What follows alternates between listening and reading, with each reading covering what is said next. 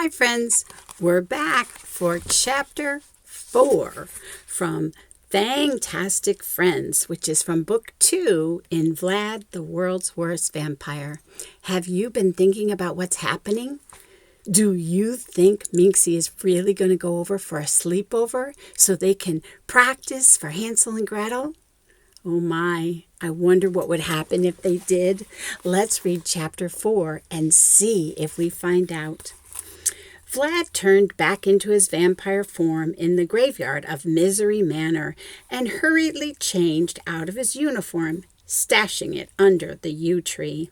Then he ran to the front door, opening and closing it as quietly as he could. Flit was in the hall, flying around in excited circles. "Thank goodness you're back. I've been waiting for you. Did you have a good day? Let's go back to your room. I want to hear all about it."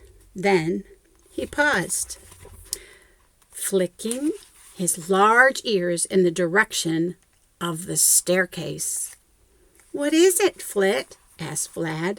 He could tell that Flit had picked up a noise with his super sharp bat hearing. "Someone's calling your name." Flit's eyes grew wide in panic. Vlad squashed himself up against the dark wallpaper and clutched his cape around himself, hoping the shadows would hide him. After a few minutes, he was able to hear the voice too. It was coming closer. "Vlad? Vladimir? Grandpa!" Why was Grandpa Gory awake?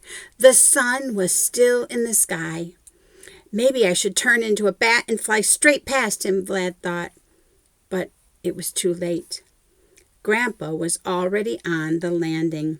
"Is that you, Vlad?" he called. Vlad wanted to say no, but he knew that although Grandpa was nearsighted, he was not easily fooled. "Yes, it's me," Vlad said wearily. "Where have you been?" Grandpa demanded, shaking his walking stick. "I went to check on you, and you weren't in your room. You mustn't go wandering off without telling me. You might get eaten by werewolves." Vlad couldn't help grinning in spite of his grandpa's cross tone of voice. He knew there were no werewolves near Misery Manor. "I'm responsible for you while your parents are away," Grandpa continued. He took a few shaky steps. As he moved out of the gloom, he was illuminated by the light from the candles on the wall. Vlad saw then, with a stab of guilt, that his grandfather looked more anxious than angry. His huge eyebrows were knitted together in concern. And there he is on the stairs. He does look worried, doesn't he? "What would I do if you went missing? What would I tell them?" "Grandpa, it's all right," Vlad said. "Don't worry, Gory," squeaked Flit, flying into view. "I was helping him practice for his bat license." "That's right," said Vlad, glancing at Flit for encouragement. "I was learning some new moves." Grandpa was leaning heavily against the banister. He looked very tired, Vlad realized. "Well, you'd better save your flying for later," Grandpa said. "I'm glad you're here. I'm glad to hear you've been practicing, but—" "Wait a minute," the old vampire exclaimed, catching a glimpse of the sunlight shining in through the keyhole in the front door. "You weren't outside, were you?" "Oh," said Flit. "We only went out for a second," Vlad stammered. Grandpa came down the stairs as quickly as he could, muttering and sputtering and wheezing and puffing. Vlad shivered. He was used to his parents getting furious about the slightest little thing, but he'd never seen Grandpa this angry before. Grandpa hobbled over to Vlad and then stopped and waved his stick in the air, shouting, "You must never, ever go out in the light, young vampire. It's very dangerous. As for you, Flit," he added, "you should know better." "But I'm fine, Grandpa," Vlad insisted. Look, see, I'm not frazzled. Vlad knew that the most important rules of vampire health and safety were no sun, and no sun, because his mother had told him many times. However, since he'd been to school in the daytime more than once now and hadn't been hurt at all, he was beginning to question the rules. Grandpa was still cross, though. It's not only about being frazzled you have to worry about, young devil, he was saying.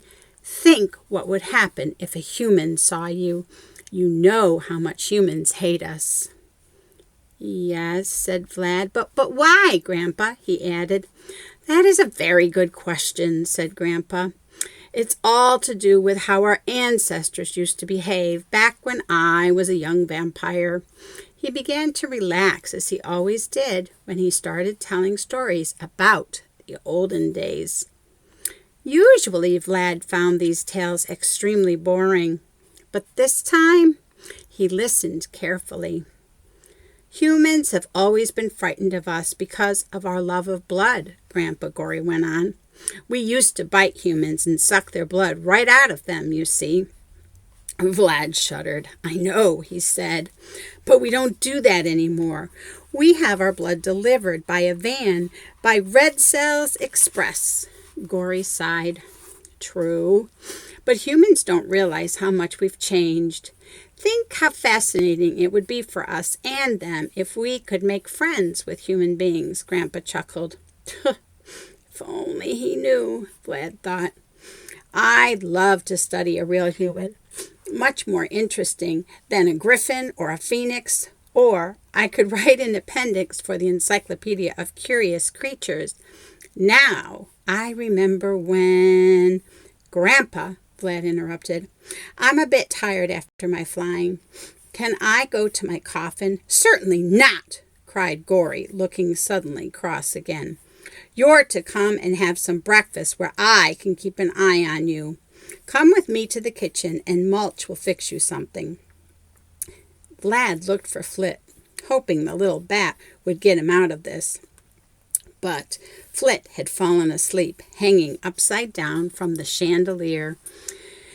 Oh, he had no choice but to follow Grandpa out of the hallway and down the back stairs.